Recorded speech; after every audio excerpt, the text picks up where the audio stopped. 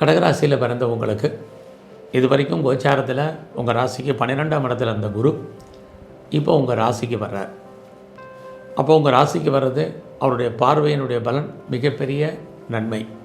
அதே சமயத்தில் அவரால் என்னென்ன நன்மை இருக்குது, அவரால் என்னென்ன பிரச்சனைகள் இருக்குது, ரெண்டையுமே இப்போ பார்க்குறோம். முதல்ல அவரால் ஏற்படக்கூடிய நன்மை, உங்கள் ராசியிலே குரு வர்றது முதல்ல உங்களுக்கு தெய்வ அனுகூலம். ஒரு மனிதனுக்கு வாழ்க்கையில் எவ்வளோ பிரச்சனை இருந்தாலும் அந்த பிரச்சனையிலேருந்து மீண்டு வருவதற்கு இறை அருள் ரொம்ப வேணும். அந்த இறை அருளை கொடுக்கக்கூடிய இடத்துல உங்களுக்கு குரு பகவான் வந்துட்டார். அது மட்டும் இல்லை, அவருடைய பார்வையின் பலன் உங்களுடைய 5ஆம் இடத்தை பார்க்குறார். எப்பவுமே 5ஆம் இடம் அப்படின்னாலே மகிழ்ச்சி, சந்தோஷம்னு அர்த்தம். ஆக குடும்பத்தில் இது வரைக்கும் நல்லது நடக்கலை, சுபகாரியங்கள் சுப நிகழ்ச்சிகள் நடக்காமல் இருக்குது, தள்ளி போயிருக்கு அப்படிங்கிறவங்களுக்கு சுபகாரியங்கள் சுப நிகழ்ச்சிகளை நடத்தி கொடுப்பார்.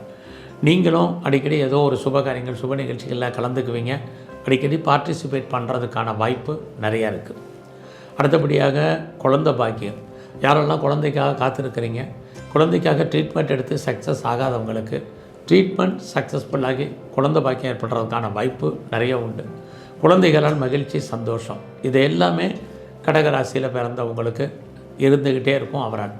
அடுத்து ரொம்ப முக்கியமான நல்ல விஷயம், யாருக்கெல்லாம் பெரிய லெவலில் கடன் இருக்குது, லோன் இருக்குது, இஎம்ஐ இருக்குது, வட்டி கட்டுறேன் அப்படிங்கிறவங்களுக்கு கடன் குறைவதற்கான ஏதோ ஒரு விதத்தில் வாய்ப்பு, சந்தர்ப்ப சூழ்நிலைகள் உங்களுக்கு உருவாகும். கடன் மட்டுமல்ல, கிரானிக்காக டிசீஸ் இருக்குது. எல்லாருக்கும் ஏதோ ஒரு விதத்தில் நோய் இருக்கும், குணமாகும். ஆனால் கிரானிக்காக நோய் இருக்குது, பெரிய லெவலில் மெடிசன் சாப்பிட்றேன், மருந்து மாத்திரைகள் சாப்பிட்டும் நோய் குணமாகலை அப்படிங்கிறவங்களுக்கு இந்த பயிற்சியில் நோய் குணமாகும்.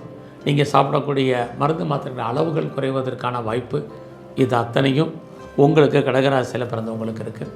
அது மட்டும் இல்லை, இது வரைக்கும் மேரேஜ் நடக்கலை, தள்ளி போயிட்டுருக்கு, எப்போ நடக்கும், எப்படி நடக்கும் தெரியல அப்படின்னு ஃபீல் பண்ணுறவங்களுக்கு கண்டிப்பாக திருமணம் உண்டு. அதிலே உங்களுடைய மேரிட் லைஃப், மன வாழ்க்கை மகிழ்ச்சிகரமாக சந்தோஷகரமாகவும் இருக்கும். யாருக்கெல்லாம் புதுசாக லவ் அஃபேருக்கான பாசிபிலிட்டிஸ் ஏற்படும், உங்களுடைய லவ் சக்ஸஸ்ஃபுல்லாகி அது மேரேஜில் முடிவதற்கான வாய்ப்பு, இதெல்லாமே கடகராசியில் பிறந்தவங்களுக்கு குரு பகவானால் உண்டு. அது இல்லாமல் யாரெல்லாம் பெரிய லெவலில் எக்ஸ்போர்ட் பண்ணுறீங்க, இம்போர்ட் பண்ணுறீங்க, உங்களுடைய ஏற்றுமதி இறக்குமதி நல்லாயிருக்கும். சொந்த பிஸ்னஸ் யாரெல்லாம் பண்ணுறீங்க, உங்களுடைய பிஸ்னஸ் நல்லாயிருக்கும். ஆக மொத்தத்தில் உங்களுடைய life partner and business partner போத்தார் side ரெண்டுமே உங்களுக்கு நல்லா ஹெல்ப்ஃபுல்லாக இருப்பதற்கான வாய்ப்பு இருக்குது. அது இல்லாமல் யாரெல்லாம் பெரிய லெவலில் வெளிநாட்டு தொடர்புகளை பண்ணுறவங்களுக்கு வெளிநாட்டு தொடர்பு ஃபேவரபுளாக இருக்கும், ஹையர் ஸ்டடி நல்லா இருக்கும். யாரெல்லாம் ஒன்றுக்கும் மேற்பட்ட தொழில் பண்ணுறீங்களோ, ஒன்றுக்கும் மேற்பட்ட பிஸ்னஸ் பண்ணுறேன், இடங்களில் தொழில் பண்ணுறேன் அப்படிங்கிறவங்களுக்கு அதெல்லாமே ஃபேவரபுளாக இருப்பதற்கான வாய்ப்பு இருக்குது.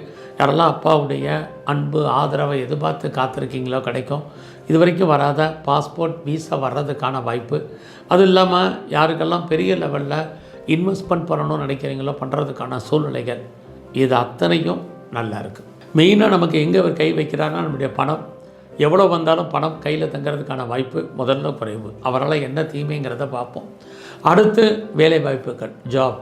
நான் கவர்மெண்ட் சர்வீஸில் இருக்கேன், பெர்மனெண்ட்டு போஸ்ட்டில் இருக்கேன், அல்லது பெரிய கன்சர்னில் ஒர்க் பண்ணுறேன், ரெப்யூட்டட் கன்சர்னில் பெரிய லெவலில் இருக்கேன் அப்படின்னு யாரும் அசால்ட்டாக இருக்காதீங்க. இந்த பயிற்சி முழுவதுமே உங்களை பொறுத்த வரைக்கும் வேலையில் ப்ராப்ளம் இருந்துக்கிட்டே இருக்குது. பட் வேலை ரொம்ப ரொம்ப கவனம். எந்த ஜாபில் இருந்தாலும் வேலையில் கான்சன்ட்ரேட் பண்ணுங்கள். உங்களுடைய ப்ரொஃபஷனில் யாரையும் பேஸ் பண்ணி இருக்காதீங்க. அதனால் பெரிய நன்மை உங்களுக்கு ஏற்படுறதுக்கான வாய்ப்பு இல்லை. ரொம்ப ரொம்ப கவனமாக இருங்க. யாருக்கும் பணம் கடன் கொடுக்காதீங்க, அந்த பணம் திரும்ப வராது. நம் கண் முன்னாடி நம்முடைய பணம் பொருள் களவு போகிறதுக்கான வாய்ப்பு அல்லது திருடு போகிறதுக்கான வாய்ப்புகள் இருக்குது. இதெல்லாமே நீங்கள் ரொம்ப அலர்ட்டாக இருக்கக்கூடிய விஷயங்கள். ஸோ இந்த பயிற்சி முழுவதுமே நீங்கள் உங்களுடைய இஷ்ட தெய்வம் எதுவாக நல்லா வழிபாடு பண்ணுங்கள், குலதெய்வத்தை தரிசனம் பண்ணுங்கள்.